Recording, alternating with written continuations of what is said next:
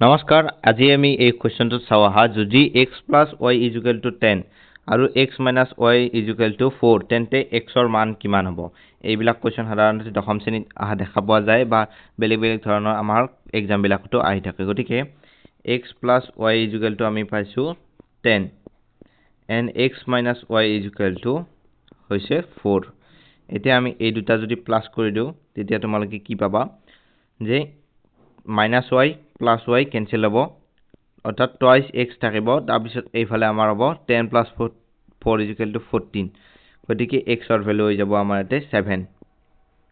okay গতিকে option number C is the correct choice for the given question আৰু বহুতে ভাবিব যে 7 কেনেকৈ লিখিলে ডাইৰেক্ট মই তথাপিও হেতু লাইনটো এবাৰ এক্সপ্লেইন কৰি দিছো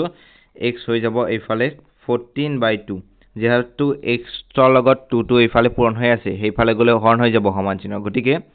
এইফালে আমাৰ 14/2 = 7 option number C is the correct choice for the given question তোমালোকে ভালদৰে লিখি লবা